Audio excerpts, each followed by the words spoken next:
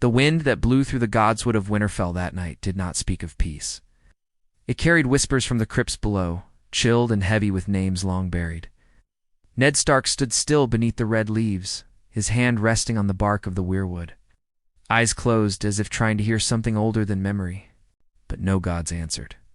No ghosts rose, only the silence of the old ways wrapped around him, thick as wolf fur. Yet in that silence, he made his decision.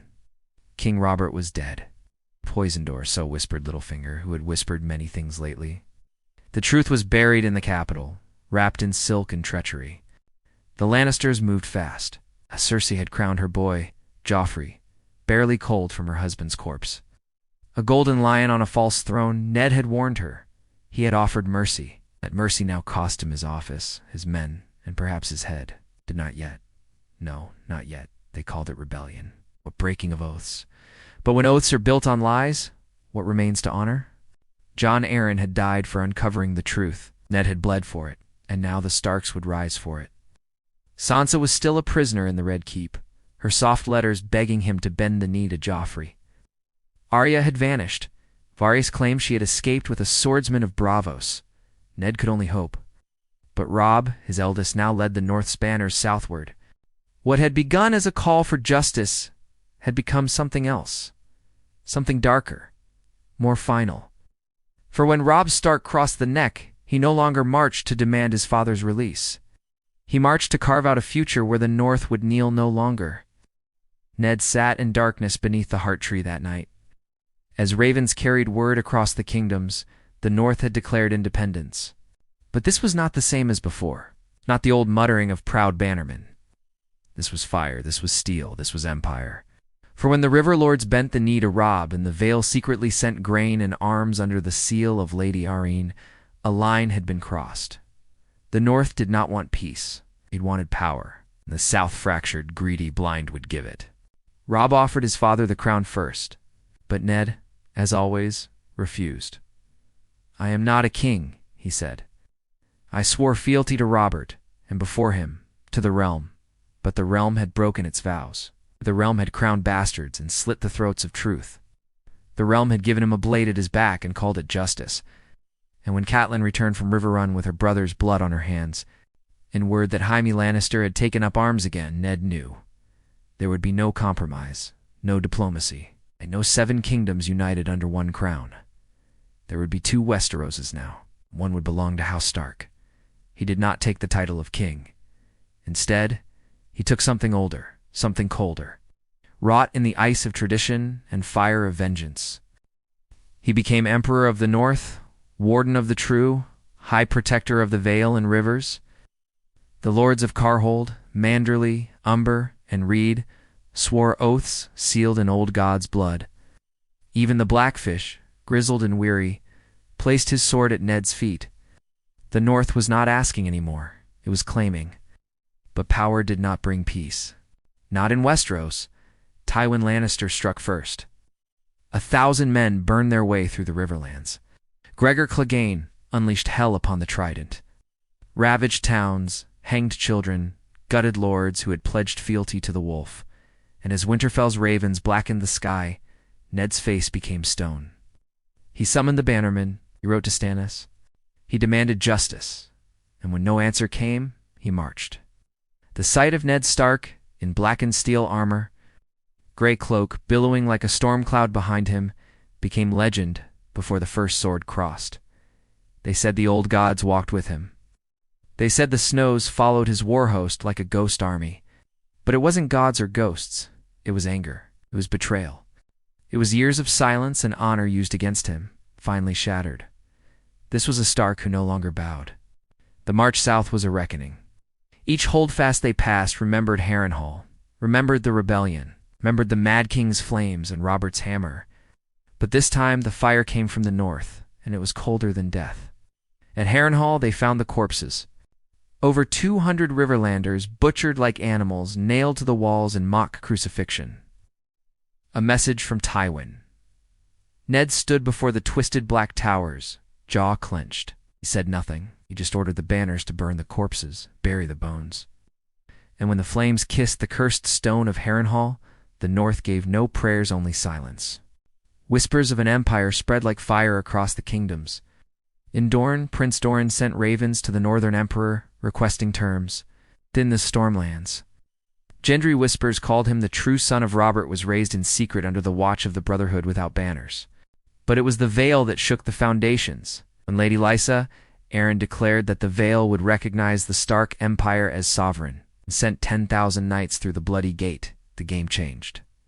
Ned's throne was not made of swords, was carved from ancient weirwood, wrapped in direwolf pelts. He held court in Winterfell's great hall, where the banners of the old kingdoms hung. Not just wolves. Trout, falcons, bears, krakens all, who defied the south. He sat not as a king above lords, but as their protector. Yet every decision he made weighed heavier than the last. Robb wanted vengeance. His boy had grown into a general sharp, cold, brilliant, too brilliant. "We take King's Landing now, and end this," Robb said. But Ned shook his head. "The throne is a symbol. We are the North. Let it rot. But power never lets go so easily. Not when blood has been spilled.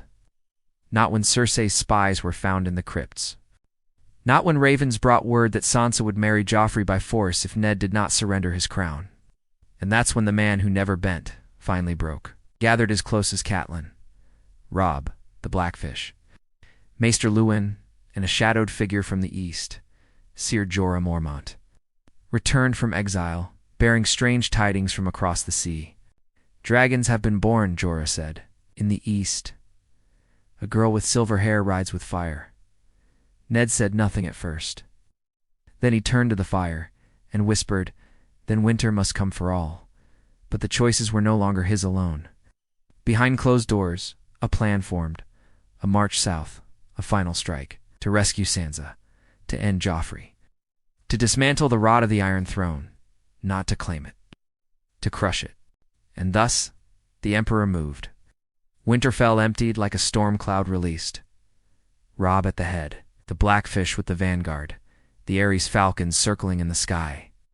They moved like judgment itself. Far ahead of them, hidden behind the walls of King's Landing, a boy king laughed on a throne of swords, unaware that the old wolf had finally bared his fangs.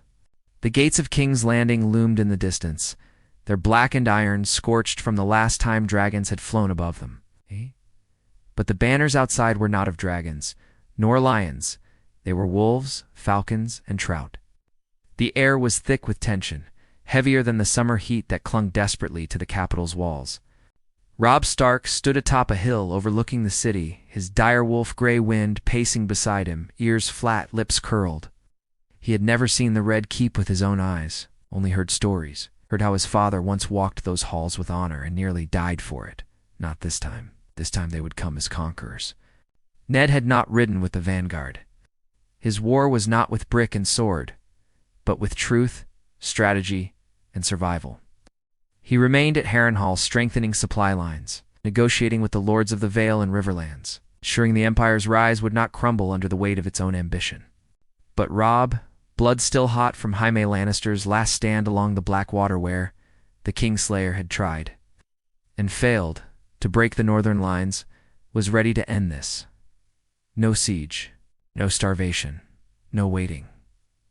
"We strike now," he told his generals, "or we lose Sansa forever." Sansa, her letters had changed. The early ones were hopeful, timid, begging her father to kneel, to accept Joffrey's mercy. But the recent ones, if they truly were from her, were darker. Full of fear, desperation. "They watch me even when I sleep," she'd written. "Mother's gods have abandoned me. If you come, come soon. If not, forget me." That was all the excuse Robb needed. But the city was not unguarded. Cersei had called upon every gold cloak, every Sellsword, every bit of Lannister gold to hold the capital. And more dangerously, she had invited the faith back into power.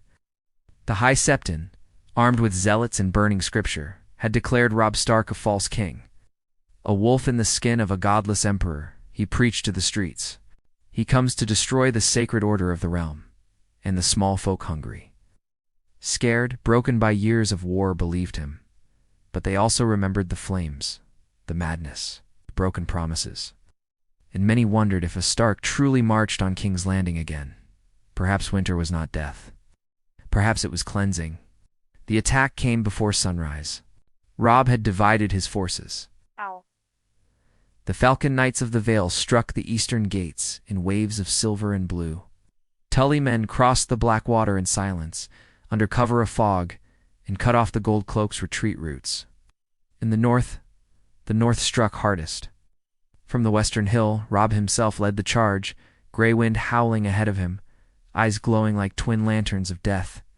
The gates held for 20 minutes, then they crumbled. What followed was not a battle, it was a reckoning. The Gold Cloaks, under Sir Boros Blount and Sir Meryn Trant, fought like cornered dogs, but the northern steel was sharper, and Robb had no patience for honor that day. For every child butchered in the Riverlands, for every rider flayed in the neck, for the corpse of Sir Roderick, found nailed to a Harrenhal wall by Gregor Clegane, Robb did not hesitate. Cersei had already withdrawn to the Red Keep, her son beside her, and the last of the Lannister loyalists holding the walls. She poured wildfire beneath the city's cisterns, had her maesters prepare raven after raven, begging Stannis, the Reach, even the Iron Islands for support. But no help came. No sails on the horizon. Only the howls of dire wolves echoing through Flea Bottom. It was Arya who opened the gates of the Red Keep. No one had seen her enter. Not the guards, not the spies, not even the ravens. But when the great doors to the throne room cracked open and grey wind padded in ahead of the northern host, there she stood, lean, quiet eyes hollowed by shadow, needle in hand. Joffrey's crown. I found it in his room, she said quietly, not looking at Robb. He wasn't wearing it. He cried when I took it. No one spoke, not even Robb. He stepped forward, looked at the twisted iron chair, and then at the crown. Then he looked at Arya. She didn't smile. She hadn't smiled in years. He's in the dungeons, she said. Cersei, too. But she killed Maester Pycelle before she fled, and burned the sept. It didn't matter. Robb knelt and picked up the crown. The blades of it felt wrong, like they cut without touching. This was never what he wanted. But now, he held all of Westeros in his hands. And it was not gold. It was rust, blood, poison. When Ned arrived 3 days later, the Red Keep was already draped in grey and white banners. No one called it King's Landing anymore. They called it the Broken Gate. He entered the throne room slowly, footsteps echoing. Arya waited by the windows, watching the city. Robb sat on the throne, crown resting beside him, looking more ghost than boy. You shouldn't be here, Robb said quietly. Had to see, Ned replied. They stared at each other for a long time, father and son, victor and survivor. You have the realm, Ned said at last. Robb shook his head. I have ashes. In ghosts, they call you king. They call Joffrey king, too. Ned walked closer, looked down at the Iron Throne. You should be melted, buried, forgotten. Then, what do we rule? Not from here, Ned said. Not this place. Let the South keep its thrones and crowns. The North is free. Let them rot in gold and lies. Robb looked up. Then what happens to this city? Ned didn't answer.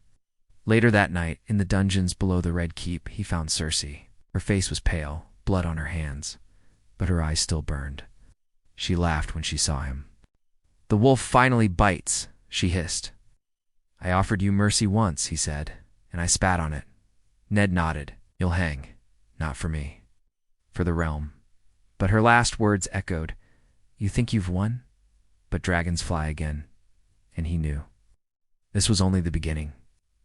Far across the sea, in the shadows of Meereen's broken pyramids, Daenerys Stormborn stood surrounded by flames and followers. Dragons circled above her, wings stretched wide, voices thundering like the old Valyria. And in her eyes, fire, vengeance, destiny. The North may have crowned its emperor. But the true queen was coming, and Westeros would burn before it bent again. The snows returned earlier than expected, falling gently across the battlefield that had once been the Reach. Ash mixed with ice, bodies rotting beneath frostbitten flowers. 1,000 banners once flew their Tyrell green, Lannister red, Baratheon black. Now only grey remained, tattered and soaked in blood. The Northern Empire had reached the heart of Westeros, and the land remembered every footstep, every scream, every betrayal. Ned Stark stood atop the ramparts of Highgarden. the seat of a once mighty house now reduced to crumbling stone and empty halls. The Tyrells were gone, not slain, but vanished mace, dead in a skirmish. Loras burned by wildfire. Margaery rumored to have fled east with a Dornish escort. No coronation, no retaliation, just silence and fear. The Reach bent the knee not from loyalty, but from necessity. Starving fields don't care who wears the crown, only who feeds them. But something had changed in Ned. He no longer held back, no longer questioned each step. His hands, once known for gripping the hilt of honor, now gripped empire. Winter had hardened him. War had stripped the mercy from his voice. He never smiled anymore. And the lords began to fear him not, just respect him. Fear him as they once feared the Mad King. The empire was working. But at what cost? In the east, the tide was rising. Whispers crossed the narrow sea like poison in water. Daenerys, Targaryen, Stormborn, had taken Pentos with fire and scream. The cities of Slaver's Bay lay in ruin behind her, and the Dothraki horde marched not in circles but in a straight line west. She spoke of cleansing. Let every false king tremble, she said to crowds that howled her name. Westeros will answer for its sins, and the north will kneel or burn. Her dragons had grown larger than any since Aegon's conquest. Viserion, gold and brutal, melted the gates of Myr. Rhaegal tore through a Volantine fleet like parchment. Dragon or black beast carried her across skies like a shadow that brought fire instead of night. No city stood for long. No army survived her wrath. And beside her rode Grey Worm, Missandei, and a masked advisor whose words could move kings or slit throats. They called him the Spider Reborn. But Ned knew who it was. Varys. The traitor had survived. He had found his queen. Ravens flew. Panic rose. Now lords begged for defense, for steel, for guidance. But Ned did not flinch. He summoned his council at River Run, where the Empire now held its court. He looked across the map. The Vale, the Riverlands, the Reach, the Stormlands. All sworn, all united, except Dorne, except the Isles. Except the Dragon Queen, fast approaching. Strike now, Robb urged. We control the seas. We'll block her at Storm's End. Burn her fleet. She has dragons, said Catelyn, her voice low, trembling. We have walls, not wings. Then we shoot them from the sky, said Arya. She had changed more than any of them. Harder, colder. She no longer asked permission to speak. And no one dared silence her. But Ned remained quiet, and he said, Let her come. The room turned to him. She will not bend, said the Blackfish. No, Ned agreed. She won't, but she doesn't know what waits for her. Arya narrowed her eyes. What are you planning? I'm planning to survive the fire, Ned answered, and to make sure the North does too. While the lords argued about dragons and catapults, Ned sent riders into the dark.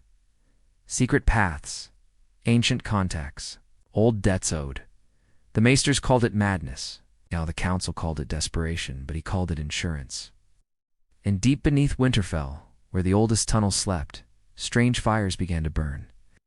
When Daenerys landed at the shores of Westeros, it was not with grace. It was war.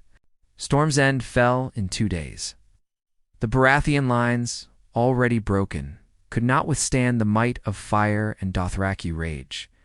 The castle's walls turned to molten slag under Dragon's fury. The skies wept ash, and the Dragon Queen stood atop the rubble, hair whipping in the wind, skin covered in soot and glory. This is only the beginning, she whispered. The world heard her. Ned moved north, taking refuge behind walls thicker than any cities. Winterfell had grown, not in size but in strength. Forged from stone and blood, it had become the heart of the empire.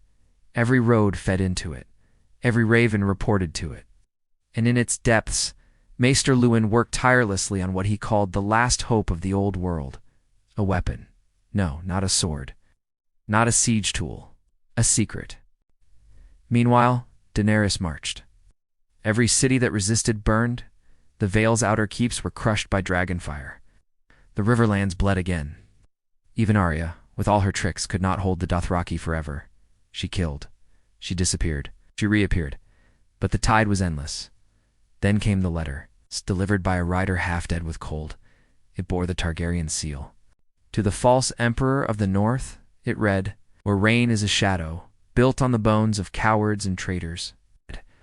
I offer you a choice.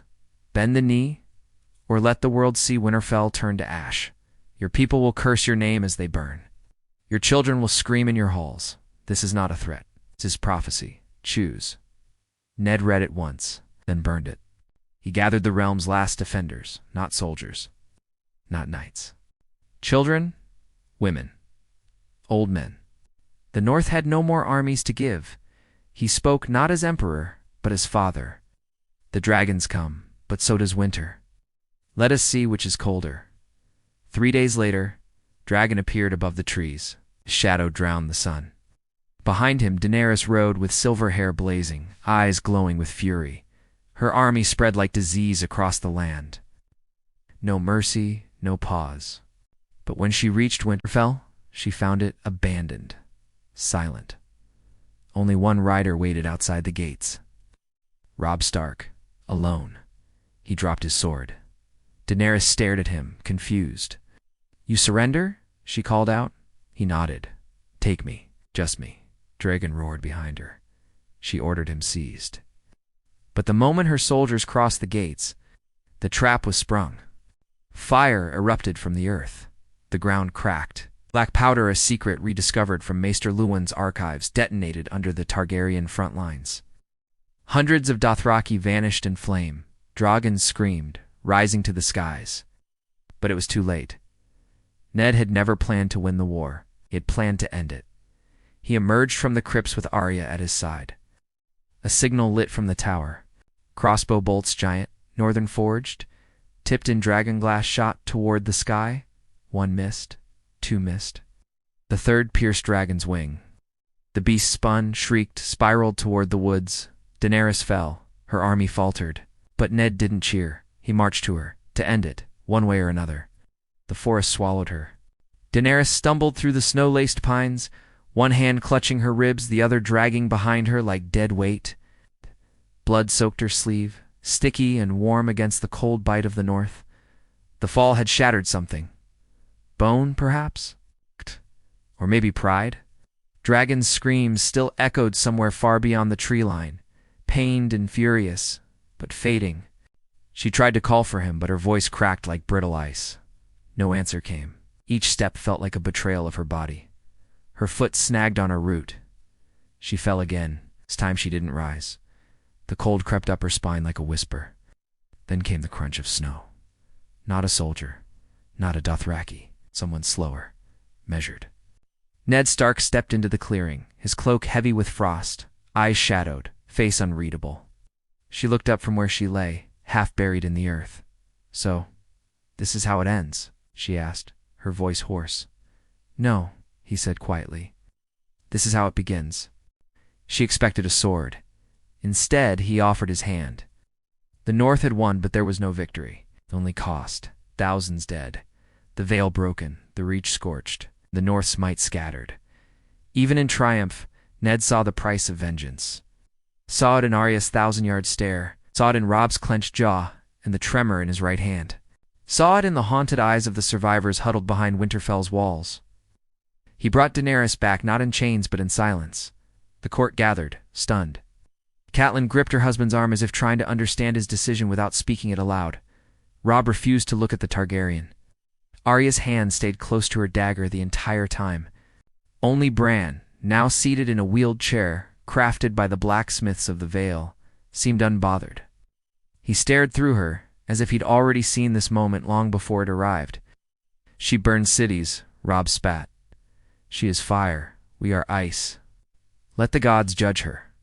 "I am the gods' judgment," Daenerys hissed. "You butchered my people, and you theirs," Ned said calmly. "There is no clean side in war."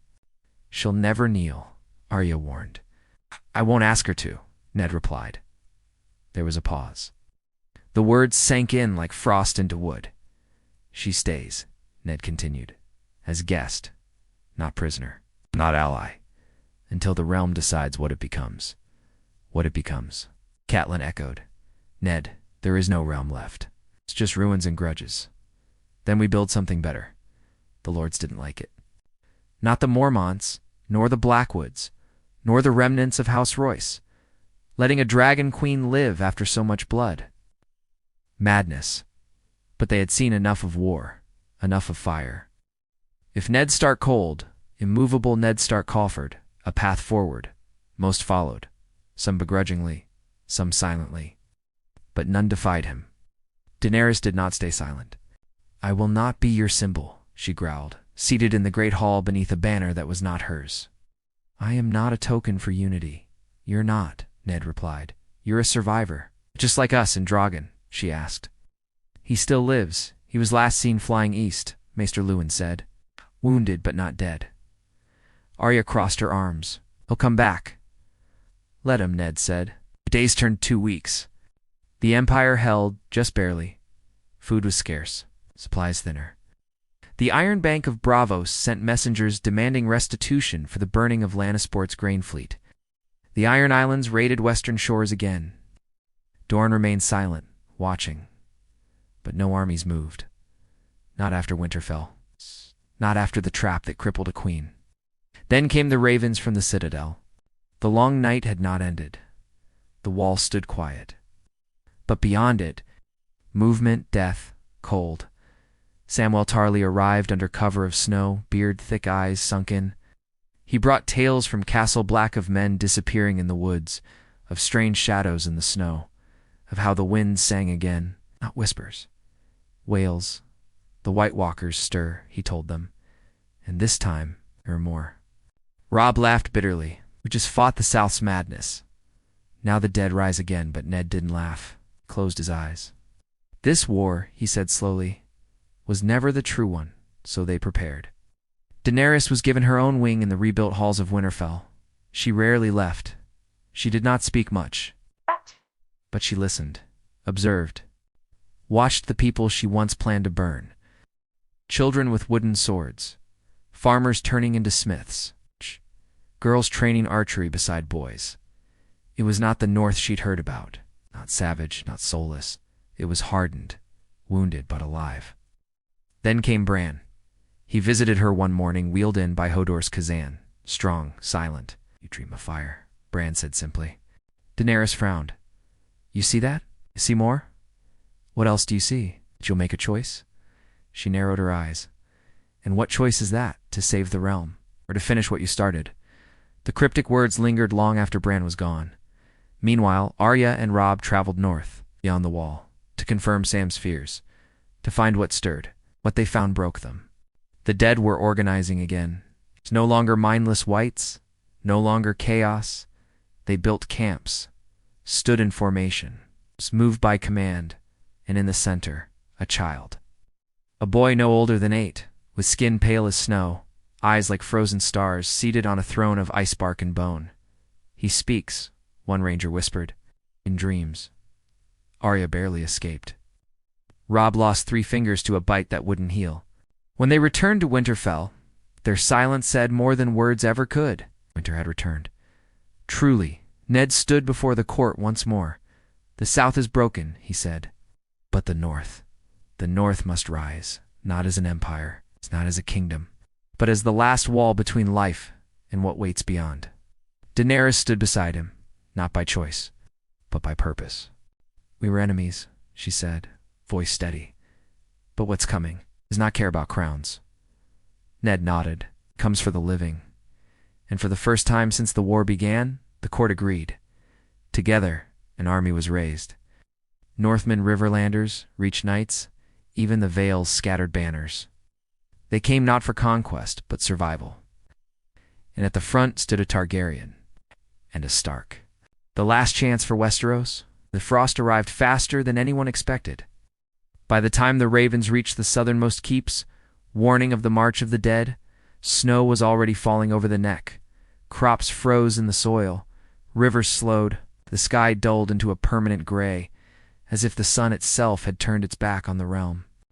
For the first time in centuries, even the Dornish mountains saw frost. But cold wasn't the worst of it. It was silence. Villages went quiet, not abandoned, not sacked, just ... silent. Doors left open. fires still warm in hearths, but no people, no blood, no struggle, just gone. As if something had come in the night and taken them, all of them, and left the world unsure they had ever existed at all. The North had seen it before. They remembered. Winterfell became the last bastion.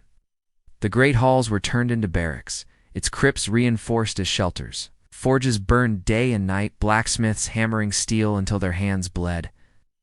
Dragonglass was carved from crates brought up from Dragonstone, shipped by the last loyal fleets that hadn't frozen solid in their harbors. Every sword was counted, every arrow tipped. Every soul old enough to lift a blade was trained, but no one was ready. Not even the Emperor. Ned Stark had always been calm, but now he moved like a man chased by time itself. His hair had gone whiter. The weight he carried was not just of rulership, but of history, of prophecy, and perhaps of guilt. He looked at his children, not children anymore. Robb's face bore new scars. Arya's eyes no longer blinked. Bran's stare pierced beyond the room. Even Rickon, wild and untrained, had taken to shadowing the blacksmiths, learning the names of every weapon they shaped. But it was Jon's return that changed everything. No one expected him. He came from beyond the wall, clad in black, with scars that hadn't been there before, and a voice that barely broke the cold. Ghost followed him, older and more vicious than ever. He said only one thing when he saw Ned. "You were right." They embraced like two mountains finally collapsing into each other. No words passed between them for hours. But something in Ned's shoulders softened, just slightly. Jon brought news darker than anything they'd heard. The child Arya had seen, the one seated on a throne of ice, was not a child at all. It was a vessel, a mouthpiece. The true threat lay behind it. Deeper in the cold, something ancient, something primal. Black presence, Jon said, that had no face, but wore the memories of men like armor. "They remember our sins," he whispered one night to Daenerys. "Every one of them. Every time we've betrayed each other, killed, lied, burned, the dead carry those wounds. Now they wear them as purpose." Daenerys sat across the fire, silent. Her dragons had not returned. Dragon remained hidden. Rhaegal and Viserion still presumed dead. She felt powerless. For the first time in her life, Ned watched her with careful eyes. The hatred between them had cooled, replaced by a strange, quiet respect. Maybe because they both knew what it meant to lose everything. Maybe because they knew they might lose again forever. "We need a summit," Ned finally said. "One last call. Every kingdom, every house, every name." So they sent ravens. To the Martells in the south, still silent. To the Ironborn, who now flew strange black banners. To Gendry, still holding Storm's End with a bastard-esque grip, but a true Baratheon-esque heart. Even to the Citadel, where the Maesters had begun to seal their archives and speak of extinction in whispers behind locked doors. Many didn't answer, but some did. Tormund Jonspane brought the last of the free folk down from the mountains. The remnants of House Tarly, those not burned by Daenerys, sent soldiers. Even Ser Davos returned, weathered and wise, bearing ships and salted bread from the narrow ports of White Harbor. And deep in the snows, Dragon returned. He came limping. His wings still torn from Ned's bolt, but alive. His fire burned blue now, colder, sharper. He did not land immediately, waiting.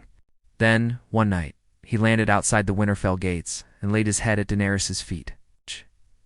"You came back," she whispered, tears in her eyes for the first time in years. But what came next would tear those tears from her face. On the 14th day of the long frost, the dead came. No war horns, no drums, just wind. And then the quiet crunch of frost under thousands of feet. Ned stood on the walls, blade in hand, eyes narrowed. He had seen armies, he had seen chaos, but this was order. The dead did not rush. They moved in perfect lines. Shoulder to shoulder, spears in hand, shields made of ice and bone. They had learned, evolved, and at their front the child, still as stone, eyes glowing, crowned in antlers carved from dead men's fingers. The wind parted.